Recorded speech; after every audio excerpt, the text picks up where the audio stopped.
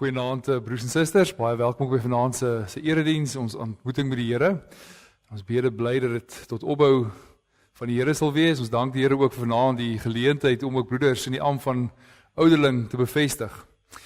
Net vanaf 2 afkondigings, net dankie sê vir die reëlings vir die kook of geniet wat vandag plaasgevind het. Dit was regtig wonderlik geweest, die gasvryheid by sekere mense aan huis kan kom en saam die gemeenskap van gelowiges kan geniet. En die bietjie terugvoer wat ek nou ontvang het, is dat almal het oorleef het, maar dat almal het ook geniet het. So, ons is dankbaar daarvoor. Dan herinner ons graag ook net dat volgende Sondag vier ons die heilige nagmaal van die Here. En ons bede is ook daar dat die Here ons daardeur sal weer versterk in ons geloof. Kom ons sing saam vooraf vanaand lied 475. Ons sing daarvan saam vers 1 en vers 2.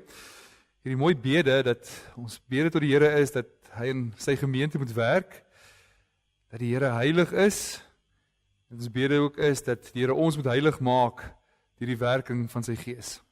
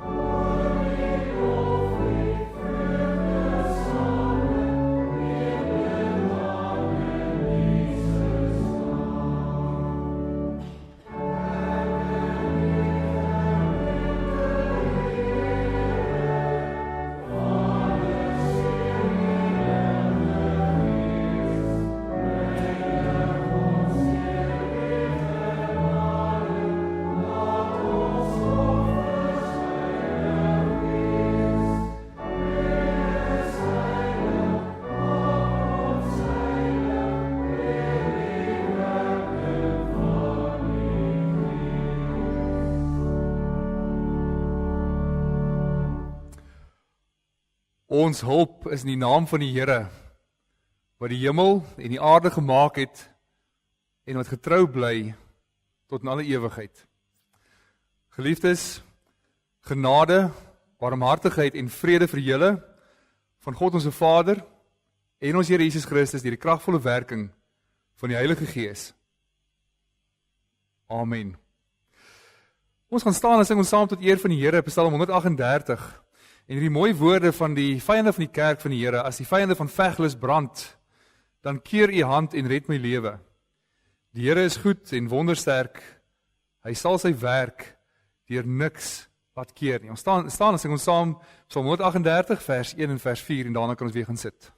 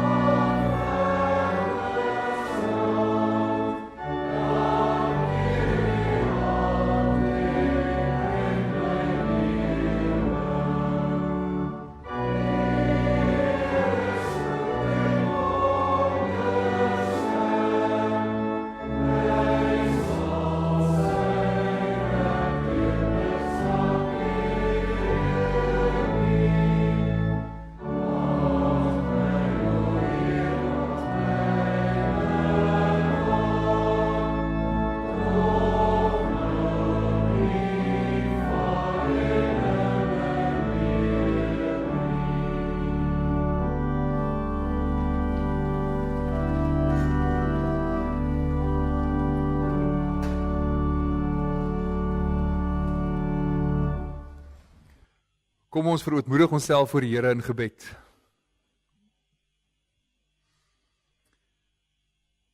Ons Vader wat in die hemel is, Here, U alleen is die enige ware God. Is U wat ons uit ons diepste ellende verlos. Is U wat U Seun gegee het. Is Hy wat vir ons aan die kruis gehang het. Wie se liggaam gebreek is en sy bloed gevloei het, sodat ons saam met hom kan sterf en ons saam met hom kan lewe. Is die kragtige werking van U Gees wat U skoonmaak en ons harte reinig. Is deur U werk alleen dat ons U ken en U liefhet. En daarom loof en prys ons U groot en heilige naam. U alleen is die verlosser, daar is niemand buiten U nie, daar is niemand soos U nie. U alleen is die enige ware God. En ons bede is dat ons lewe sal meet en sal kyk en sal sien of ons U liefhet en dien met ons hele lewe, met al ons krag en ons hele hart en verstand. Dat ons sal besef dat ons lewe is 'n lewe van aanbidding vir U, 'n lewe waarin ons geloof onsself gee aan U as 'n offer. Bewaar ons daarvan om klein van U te dink. Dat ons U op enige ander manier voorstel as U Uself aan ons bekend maak. Maar dat ons bemoeienis sal maak met die woord, dat ons in die woord deurlopend sal lees en sal oordink wie U is. Help ons, Here, om U heilige naam met eerbied en respek te gebruik. Dat ons nie U naam sal laster nie, dat ons in ons lewe ook nie dit so sal doen nie, maar ook in wat ons doen en dink en sê, dat alles U sal verheerlik en U sal opbou. Ons bede is dat ons aanbidding van U as 'n prioriteit in ons lewe sal stel. Mag ons tog die geleenthede wat U gee vir die samekomste, die ontmoeting, nie nalat nie. Mag ons opnuut bevestig dat ons ware rus alleen in ons Here Jesus Christus is. En dat ons, as ons die woord aanhoor, die evangelie wat in ons verkondig word, dat ons opnuut daardie rus sal beleef, opnuut sal aanhoor, die groot genade wat U vir ons in hierdie lewe gee. Ons bid vir onderdanigheid, dat ons in eerbied sal lewe teenoor hulle wat U oor ons gestel het. Ons bid vir ons regering. Mag daar tog wysheid wees en mag daar besluite geneem word wat mense bevoordeel.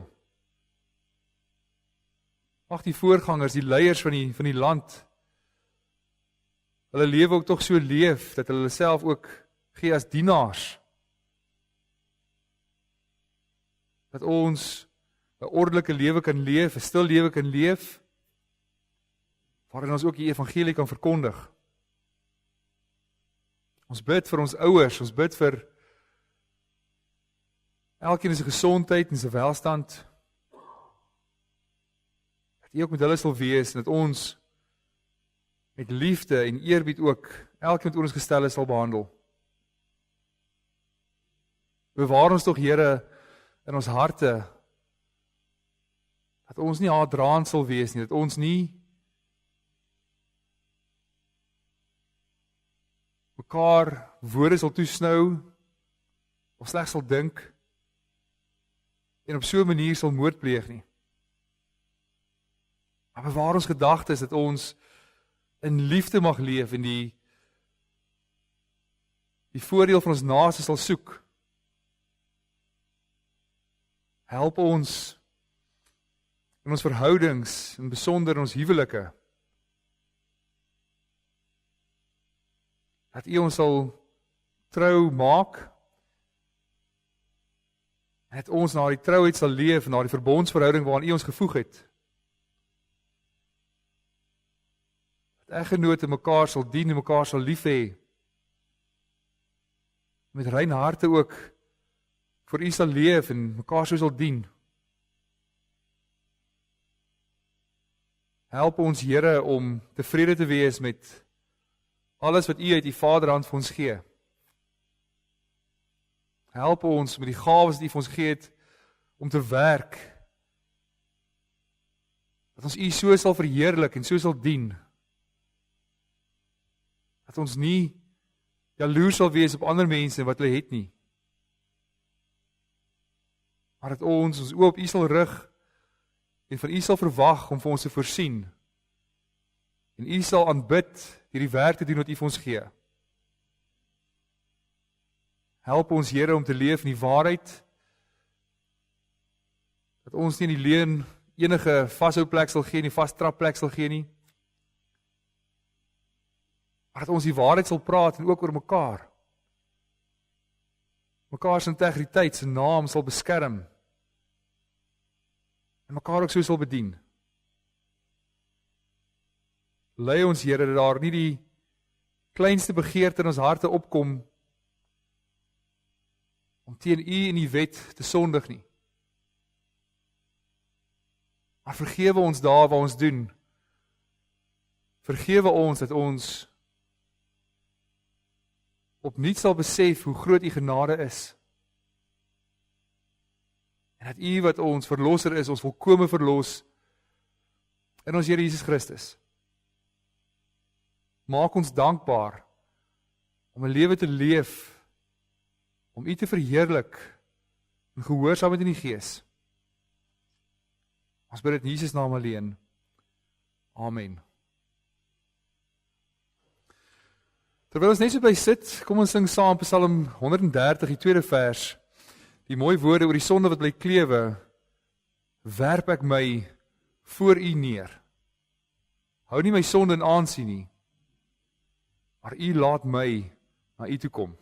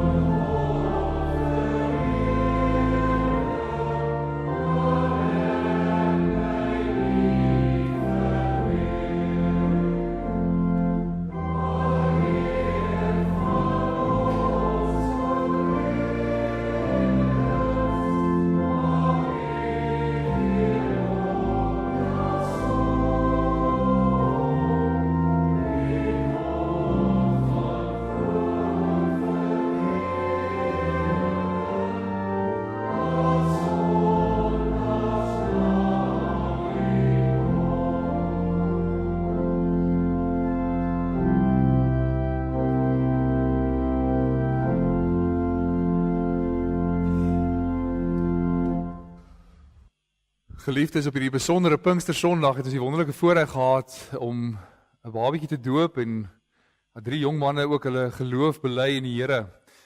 En ook vanaand die voorreg om ouderlinge te bevestig in die ampt van ouderling.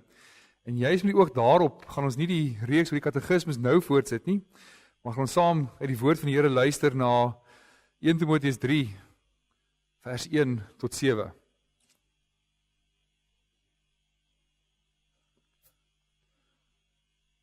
1 Timoteus 3 vanaf vers 1. Dis 'n waar woord. As iemand graag ouderling wil wees, begeer hy voortreffelike werk.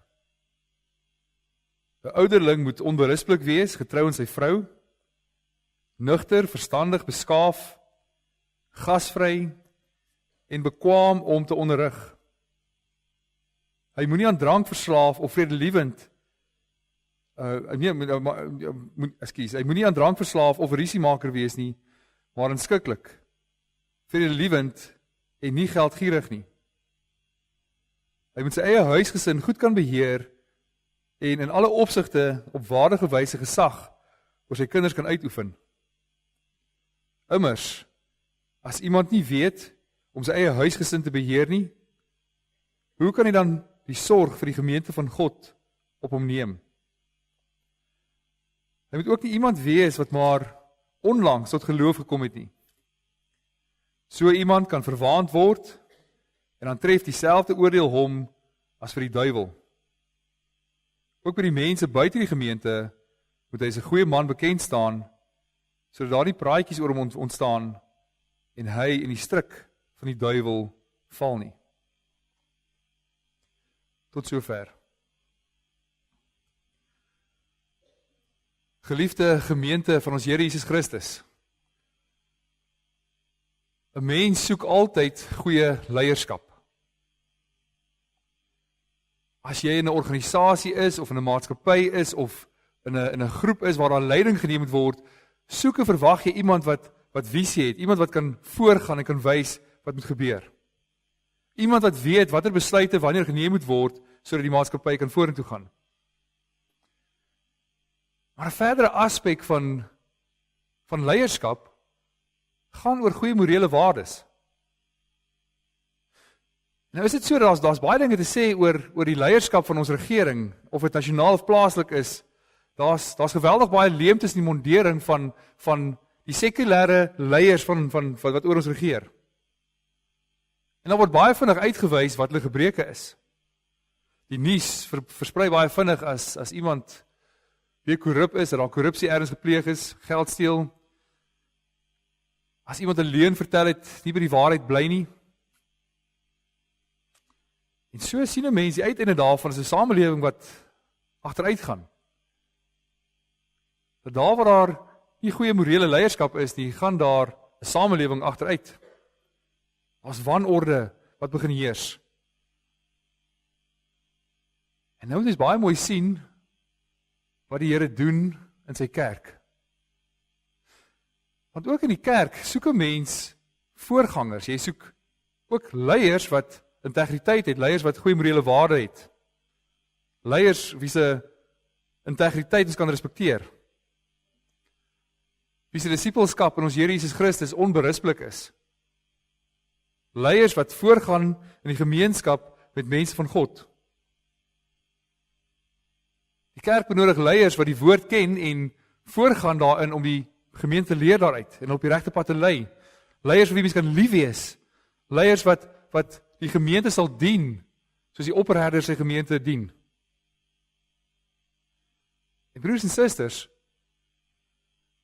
hoe erg is dit nie, as daar nuus versprei word, die skok as daar 'n amptenaar is wat 'n grove openbare sonde gepleeg het nie. En die tug vir 'n amptenaar lyk anders as vir 'n lidmaat. Die kerkorde bepaal dit ook anderster, dat as daar 'n amptenaar getug moet word, as daar openbare grove sonde gepleeg is, dat 'n amptenaar voorlopig geskort word, daar ondersoek gedoen word deur naburige gemeentes, en dat die persoon éventueel altyd geskort word uit die amp. En dis wat binne die kerk gebeur in die sekulêre wêreld, sien mense ook die resultate daarvan van leierskap wat val, dat die koerante vind baie vreugde om dit in die groot klok te hang. Kerkleiers wat gefaal het, soort opskrifte wat mense nuuskierig sal maak om te gaan lees wat hierdie predikant alweer gedoen het of daai ouderling alweer gedoen het. En dan kan jy self goed indink hoekom dit so is. Want die kerk van die Here, ons is 'n uitverkore volk van God, 'n heilige priesterdom. Die Here het ons verlos dat ons goeie werke sal doen wat hom verheerlik. Om anders as die wêreld te leef, om heeltemal radikaal anders as die wêreld te wees, nie dieselfde waardes in die wêreld te dra nie, om op die manier God te verheerlik.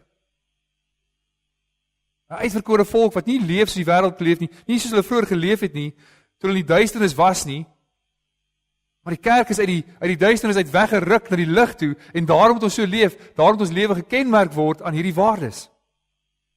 Heeltemal anders as die wêreld lyk en leef. En nou weet ons, daar's vyandskap tussen die saad van die vrou en die saad van die slang. Heel van die begin af van die sondeval gebeur dit, dat die Here self daardie vyandskap instel, en die vrou verwys natuurlik nie net na Eva nie, dis nie net die vrou wat daar teenwoordig was nie, dis net Eva nie, maar die vrou in die vroulike vorm wys na die kerk. Dat die Here het vyandskap ingestel tussen die slang en die kerk. Daar sal vyandskap wees en hierdie voortdurende stryd tussen die twee. Soveel so dat die slang die vrou sal wil vernietig. Hy wil die kerk vernietig. Hy wil nie toesien dat daar een lidmaat van die kerk bestaan nie. In die Heidelbergse Katekisme Sondag 52 bely ons dat die duiwel nie ophou om ons aan te val nie.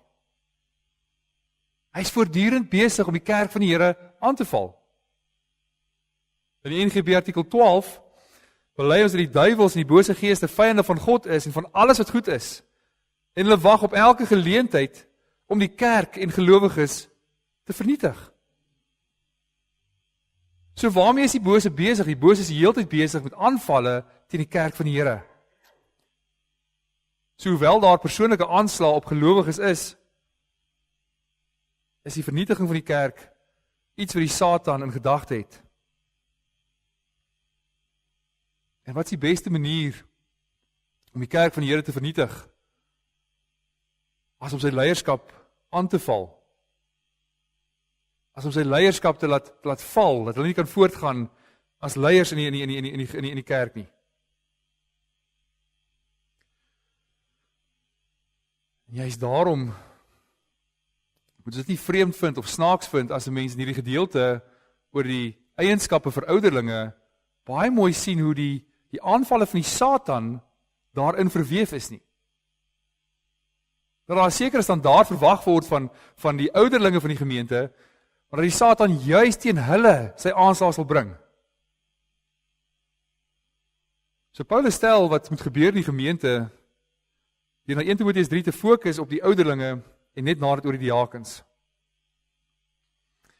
En let baie mooi op wat hierdie gedeelte sê oor alles wat ouderlinge moet doen. Jy sal opmerk, daar is net een ding by die ouderlinge, maar die res van die lys gaan oor wie hulle is, dit gaan oor hulle karakter. Dat ouderlinge is hierdie voorlopers, ouderlinge is voorgangers in die gemeente, en Paulus beklemtoon dit in sy briewe, aan die gemeentes en in sy pastorale briewe, dat geestelike leiers, die ouderlinge, deur hulle lewe 'n voorbeeld moet wees vir ander, in hulle navolging van Jesus Christus. Trouwens, Petrus beskryf dit nog meer omskrywend deur te sê, dat ouderlinge die kudde van God moet oppas, en toesig oor hulle moet hou, deur 'n voorbeeld vir hulle te wees. En jy is daarom so merkwaardig dat ouderlinges karakter meer belangrik is as die vereistes wat gegee word. Die hele gedagte van ouderlinge is voorgangers wat voorloop en 'n voorbeeld stel. Dat daar's godvrugtigheid wat in hulle lewe teenwoordig is, daar's die werking van die Gees wat reeds by hulle betrokke is en hulle leef ten volle uit die Gees se werking in hulle lewe en mense sien dit raak en so beweeg die gemeente van die Here. Hierdie godvrugtigheid is baie belangriker as begaafdheid, as intelligensie, as natuurlike prestasies van iemand. Maar 'n ouderling se lewe moet van so 'n mate wees dat dit die moeite werd is om na te volg, na op te kyk en te volg. En juist daarom gee die Here ouderlinge om tussen mense te leef, tussen sy kudde te leef. Ek het al een keer by ouderling toerusting die baie mooi aanhaling gebruik van 'n ouderling moet ruik soos hy skape. 'n Herder kan nie eenkant wees, maar tussen sy skape wees en hulle kan opkyk en hy kan ondersteun en saam met hulle stap, hulle ken en lei. 'n Herder kan nie sonder skape wees nie. En daar kan geen persoonlike impak wees op daardie skape as hy eenkant is nie. Ons sien dus dat ons opperherder, ons Here Jesus Christus, dat hy deur sy woord en deur sy gees werk in sy kerk. Hy werk kragtig deur sy gees en deur die woord in mense se lewens. En dit gaan oor heiligmaking. Dit gaan dat iemand wat tot bekering gebring is deur die gees, wat weergebore is, al hoe meer groei na die heiligmaking, al hoe meer karaktereienskappe toon wat die gees in hom werk. So juist deur die woord, juist deur die werking van die gees, word iemand se karakter verander. Daar volg 'n lewe van heiligmaking van die gees wat in iemand woon en onophoudelik in daardie persoon werk. Met ander woorde, daar's groei tot volwassenheid. Daar's groei tot karakter wat die gees voortbring, wat navolgingswaardig is, hoe die Here wil aanbid wil word. En dit bring die Here in mens tot stand. Hierdie eienskappe kom dus nie uit hulle self uit nie. Dis 'n vrug wat die Heilige Gees in hulle werk. Die Here gee dus vir sy kerk sigbare voorbeelde van die werk van die Gees in iemand se lewe en hoe dit lyk om hom te dien. Die Here rig dus eers ouderlinge op voor hulle dien in die kerk. Met ander woorde, daar's eers sekere karaktereienskappe teenwoordig voor hulle net dien as ouderlinge. Ouderlinge wat elke deel van daardie vrug in hulle lewe moet wys. En as leiers in geloof. Dis leiers agter wie die gemeente moet aanloop. En nou sê Paulus in vers 1, as iemand graag 'n ouderling wil wees. Met ander woorde, daar's hierdie begeerte dat iemand gewek word, dat hy graag hierdie voorganger, hierdie ouderling wil wees, hierdie herder vir die kudde wil wees. En hy begeer 'n voortreffelike werk. In ander woorde, hierdie begeerte kan uit 'n selfgesentreerde ambisie kom, maar kan ook 'n begeerte wees wat gewek word uit 'n opregte liefde. 'n Absolute toewyding aan die kudde van die Here. En daarom word hierdie woord begeer beteken om jouself uit te strek. Jy wil so graag die Here se kudde dien. Jy wil so graag sien dat die kudde versorg word, dat die kudde bly volhard in die geloof tot in die wederkoms. Daar's hierdie roeping wat die opperherder op die herder se hart plaas. En hierdie begeerte om daardie werk te gaan doen.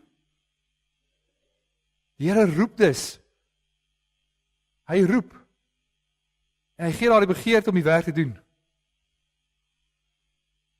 En dit word gewek deur die Gees om die gemeente se harte te ken, om jouself hulle te gee, om te deel in hulle lyding, om hulle dienaar te wees, om hulle laste te dra, om saam met hulle te beweeg.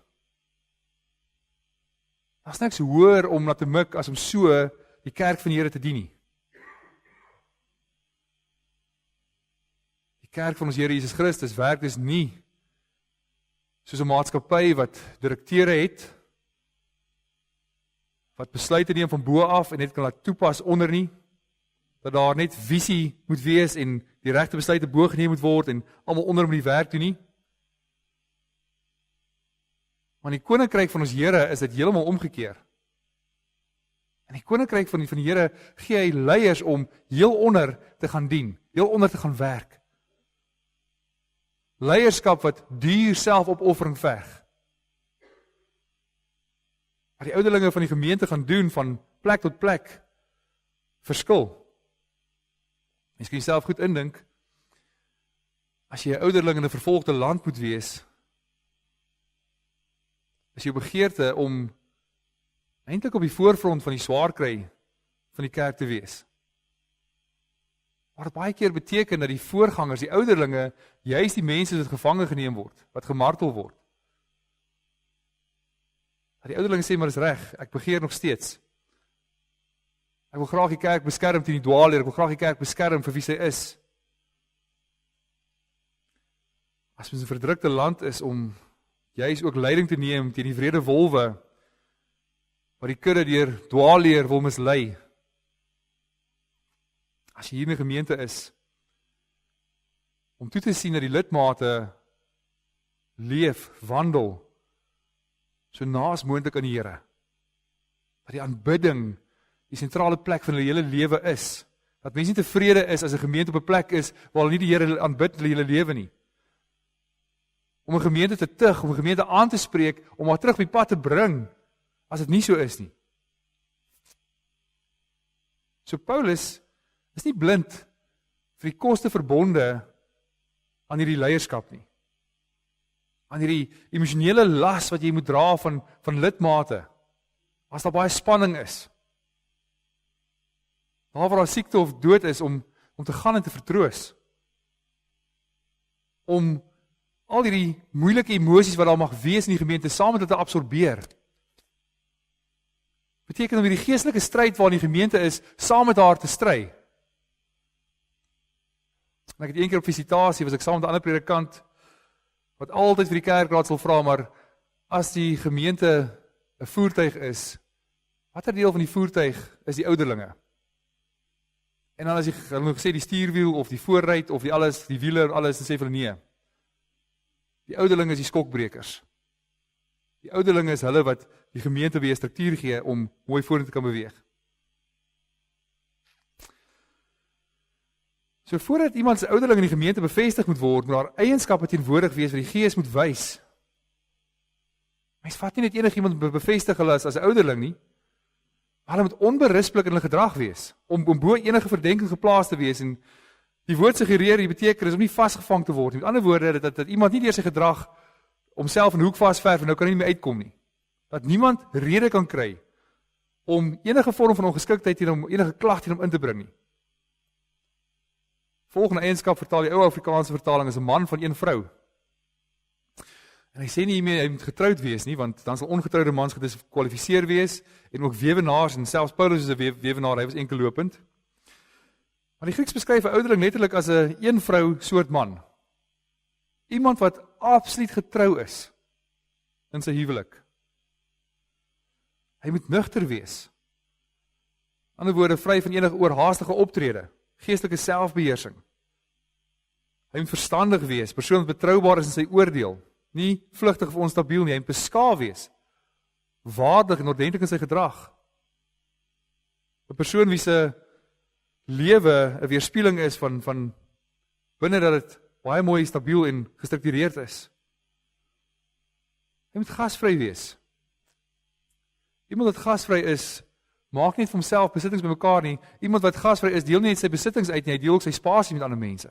Hy bring ander mense in sy kring in waar hy soveel te meer 'n voorbeeld vir hulle kan wees. En ook daardie evangelie kan verkondig. En dan ook bekwam om te onderrig. Hy moet die evangelie kan verkondig aan ander mense, hy moet dit self ken en self kan oordra ook aan ander. In ander woorde, hy moet dus nie kan leer wat die evangelie is nie, maar hy kan onderskei wat is dwaalleer, waarteen moet die kudde beskerm word. Hy moet die woord van God as reg kan gebruik. Hy moet nie aan drank verslaaf wees nie, maar hy klim verslaaf. 'n Man wees wat selfbeheers is. Nie 'n rusiemaker wees nie, maar hy moet die vrede bewaar. In teenstelling met die beoefening van geweld moet ouderling iemand wees wat vredesbande maak met die mense rondom hom. Wat Paulus en ouderlinge geëis het, was vreedsame gesindheid. Wat alle vorme van baklei verwerp. Hy moet nie lief wees vir geld nie. Weerens 'n liefhebber van geld is iemand wat suinig is, iemand wat geld liefhet in eerste plaas, in plaas om die koninkryk van Christus eerste te plaas. Hy ag dus nie die koninkryk eerste nie, maar homself eerste. Wat 'n kenmerk was van die dwaalleraars in Efese in daardie tyd, as mens lees in 1 Timoteus 6. 'n Ouderling moet in beheer wees van sy eie huisgesin. Jy is die idee van die woord bestuur, dra die idee dat hy sy gesin regeer, leiding en rigting gee, dra geestelike leiding geneem word in sy eie huishouding, dat hy sy gesin bedien met die woord en met gebede, as 'n effektiewe uitoefening ook van gesag. En Paulus gebruik dan nou twee verskillende werkwoorde. As hy sy gesin kan beheer, kan ook vir die huisgesin van God sorg. Aan die ander woorde, daar is 'n duidelike parallel van iemand wat geestelike leierskap kan uitoefen in sy eie huisgesin, om dit ook te kan doen in die huisgesin van God. Hy verwys net later in vers 15 as die kerk na die God se huisgesin. En daar onderstreep hy die noue verhouding tussen die twee. En juis hierdie bedoeling dat hy ook oor die huisgesin van God hierdie geestelike leiding sal kan neem. En hier is al klaar 'n baie lang lys van eienskappe. En eintlik merkwaardig, wonderbaarlik hoe die Gees hierdie in iemand tot stand kan bring, hierdie in iemand kan werk. Maar let op hierdie laaste eienskappe wat beskryf word en hoe dit beskryf word. In hierdie lys van eienskappe wat genoem word oor wat iemand beskik, verwag 'n mens net dat die lys blootheid afgehandel sal word. Maar hier op die einde bring Paulus nog 'n realiteit in die eienskappe in. 'n Geestelike realiteit wat agter dit sit. Van die begin af direk na die sondeval, en ons gehoor dat die Here het vyandskap ingestel tussen die vrou en die slang, tussen die nageslag en haar nageslag. Dat dit gaan tussen die kerk en die Satan. En dan weet ons hierdie slang wat die hakskeen byt is die aanslag van die Satan teen die kerk. Ons weet dat sal aanslag teen die kerk kom. Ons weet en ons dink baie keer is dwaalleer. Daar sal dwaalleer kom en dit is so, daar kom. Dat die mense liefdeloos sal word, dit gebeur. Maar daardie aanslag is nie net op individue gerig nie. Maar ons hoor baie duidelik in hierdie gedeelte dat hierdie aanslag kom teen die ouderlinge van die kerk. Dat daar 'n spesifieke aanslag is omdat daar ouderlinge in die kerk van die Here is. En net baie mooi op hoe hierdie aanvalle van die bose op die ouderlinge beskryf word. Hierdie laaste twee eienskappe beskryf iemand wat pas tot geloof gekom het. Dat die Satan so iemand sal in 'n struik laat vang of van die pad af wil bring. En ook 'n ouderling wat lank al 'n ouderling is. Vir 'n struik uitgooi om in gevang te word. So die eerste punt wat jy bring is 'n ouderling moet nie iemand wees maar onlangs tot geloof gekom het nie. Nou gebeur dit, iemand word weergebore, hy het ywer vir die Here en hy dien die Here. Maar iemand wat onlangs tot geloof gekom het, het nog nie in 'n lang geestelike stryd met die Satan of die aanslag geworstel nie. Verstaan nog nie wat dit beteken om die brandpyle van die bose te keer en hoe dit gebeur deur die geloof nie.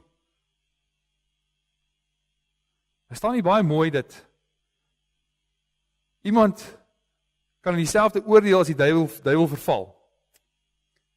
En hierdie kan beteken aan die een kant dis of dieselfde oordeel wat die duiwel ontvang, of dit kan wees die oordeel en die strikke wat die duiwel veroorsaak.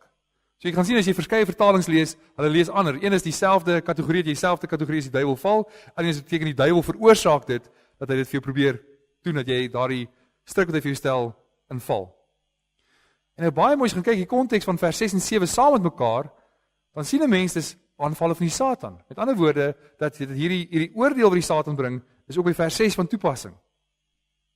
Hy kan dus in die oordeel beland wat die duiwel vir hom bewil. Aan die Satan val die kerk aan. En iemand wat tot bekering kom, gaan beleef, maar ewe skielik is daar aanvalle van die bose op my lewe. Die Satan gaan ewe skielik versoekings bring in jou lewe. En as iemand nog nie in die geloof gestry het en daai versoekings wat die duiwel stel nie, moet hom nie 'n ouderling maak nie. Hy gaan nie weet hoe om dit te doen nie. Hy kan verwaand word. Dit beteken jy jouself bo ander mense plaas. Dat jy jouself nie aan ander mense wil onderwerp nie, dat jy hoogmoedig word in die posisie wat jy het. En dis juis iets wat die Satan wil hê. Dat daar nie dienende leierskap is nie. Dat daar leierskap van bo af is wat sê presies hoe alles moet gebeur, maar niks self aan die onderkant doen nie. Dat iemand hoogmoedig word daardeur. Paulus sê die ouderling, vers 7, moet ook goed van gedink word deur mense buite die gemeente. En hoe besonder is dit nie?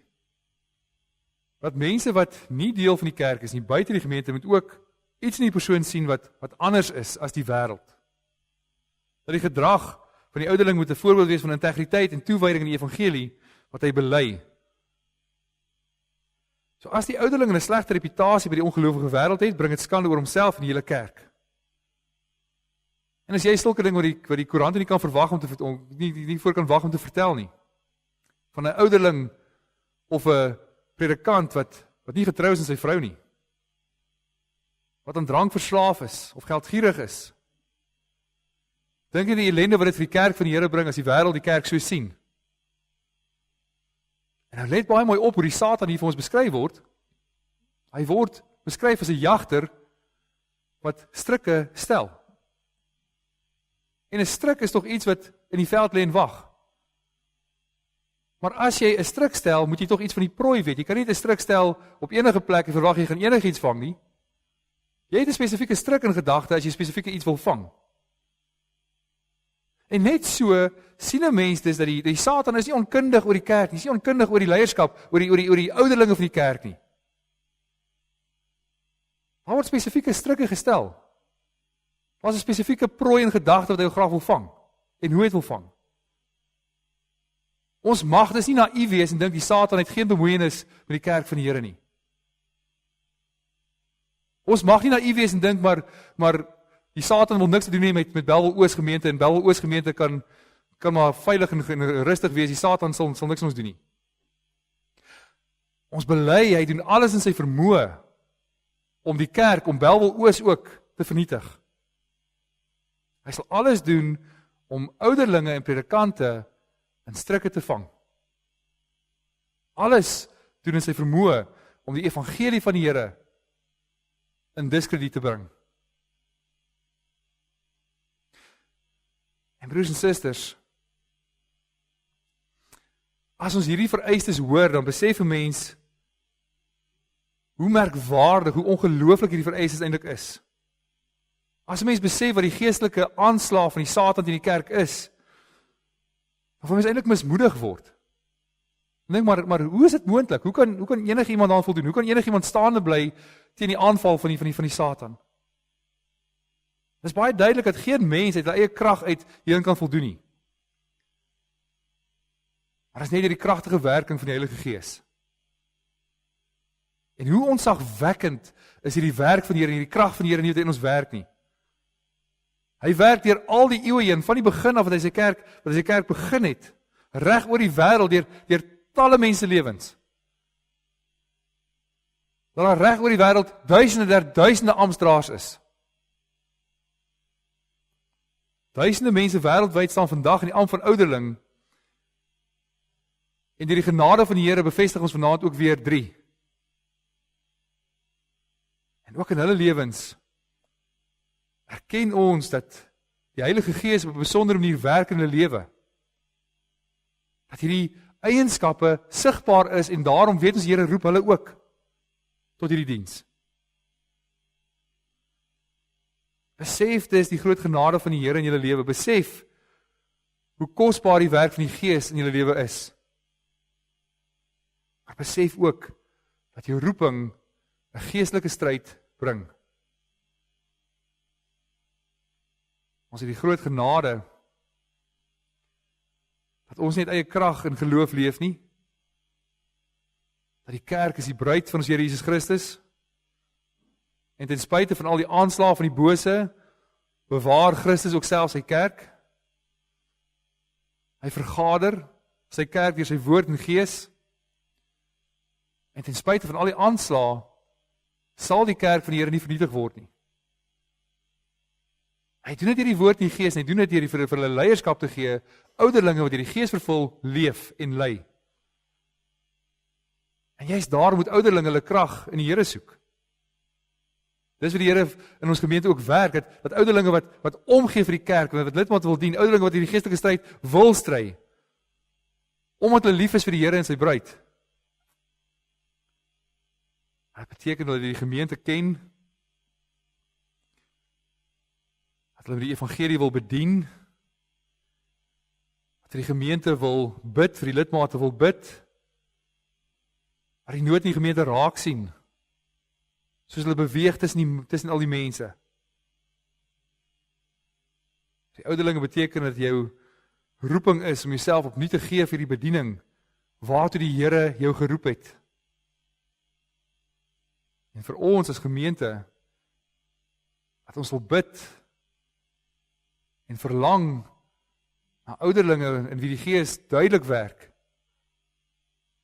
En wat die Here gebruik om sy kerk te beskerm en te bewaar en op te bou. Dat die Here ons sal seën met sulke ouderlinge. Dat die Here so sy liggaam deur hulle sal versorg en opbou. En broers en susters, ons moet bid. Ons moet bid vir die kerk van die Here. Ons moet bid dat die Here die kerk sal bewaar. Ons moet bid vir die ouderlinge.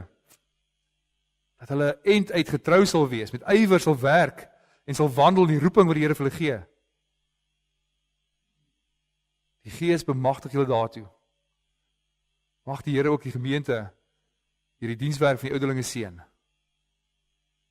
Amen. Geliefdes, ons gaan nou oor na die bevestiging van die ouderlinge en ek vra vir Magiel en vir Andries en vir Eugene om asseblief na vore te kom.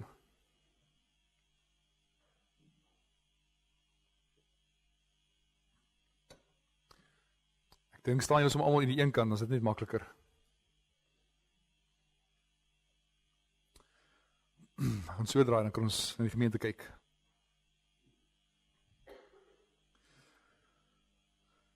Geliefdes in ons Here Jesus Christus, u weet ons nou verskillende male die name afgekondig het van ons broers, wat as ouderlinge van hierdie gemeente verkies is, ten einde te verneem of iemand iets het, waarom hulle nie in hulle diens bevestig mag word nie.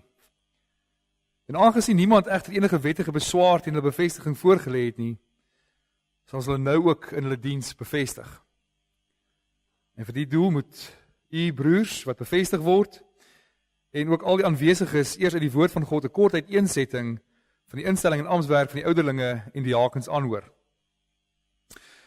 'n Ouderling is iemand wat die diens van regering in die gemeente van Christus beoefen.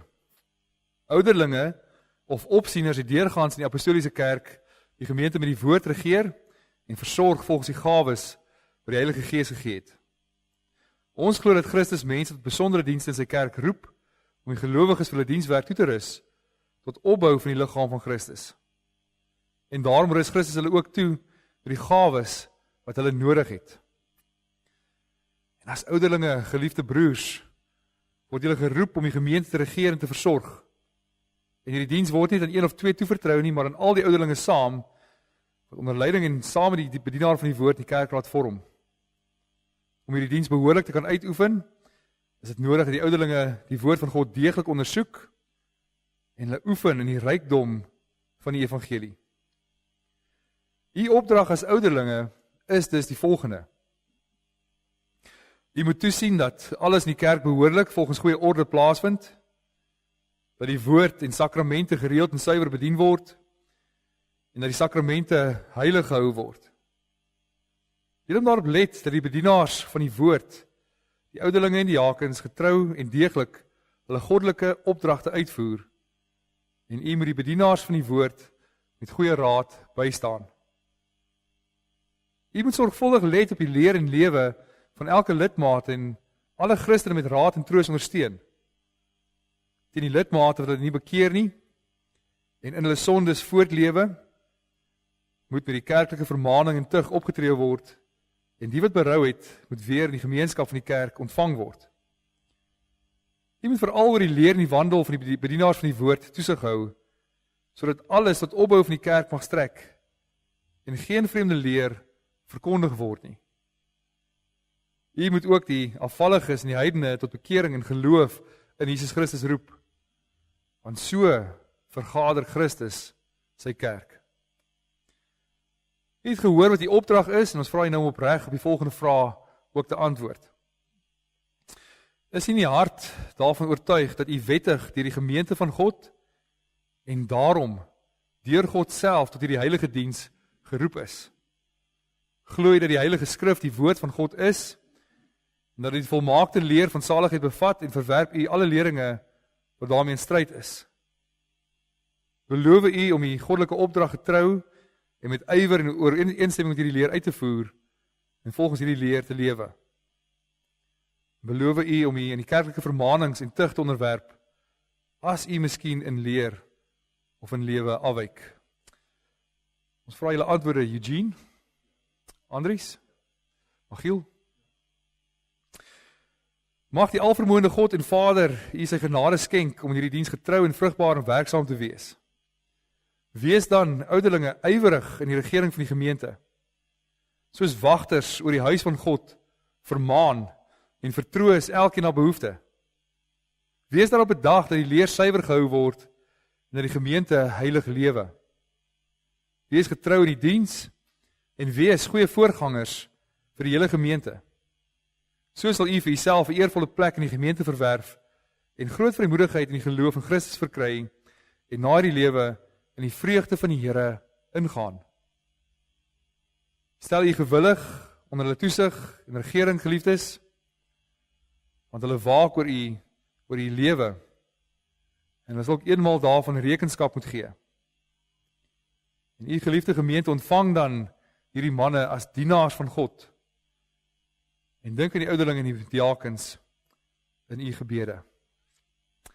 Voor ons saam bid, kom ons staan eers, dan sing ons die woorde van Skrifbreiding 14:3 vers 1, vers 3 en vers 4, ook as 'n gebed vir die kerk, maar ook as 'n gebed vir die ouderlinge. Versterk julle in die Here se krag, kom en trek sy volle wapenrusting aan en stry altyd bidend deur die Gees. Ons staan en sing ons saam Skrifbreiding 14:3.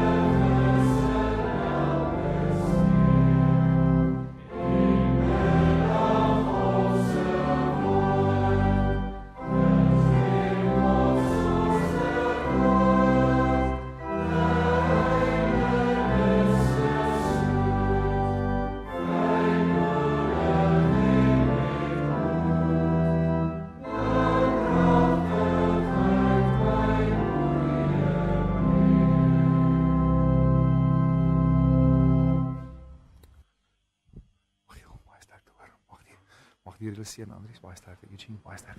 Kom gaan sit.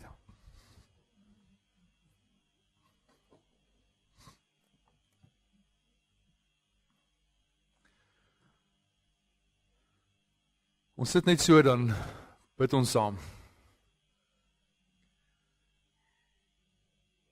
Ons Vader in die hemel, ons dank U Here dat U hierdie manne deur die Gees gelei het en bemagtig het. Wie die Gees werk in 'n lewe, dat haar vrug sigbaar is van die Gees se werking in 'n lewe, en ook dat U hulle gelei het om hierdie roeping op te volg. Ons bid dat U deurlopend vir die krag sal gee om hierdie werk kan doen.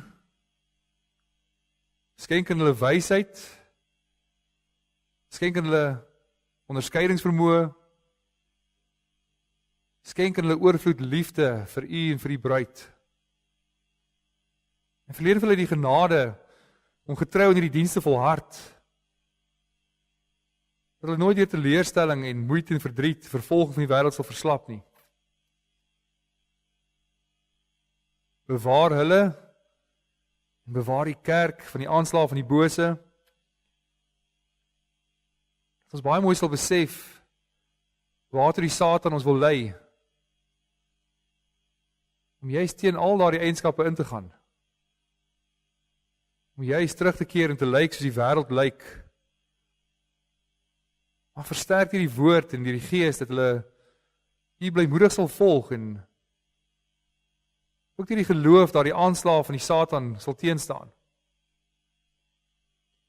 Seën ook vir Bellville Oos, hierdie gemeente waaroor jy hulle gestel het.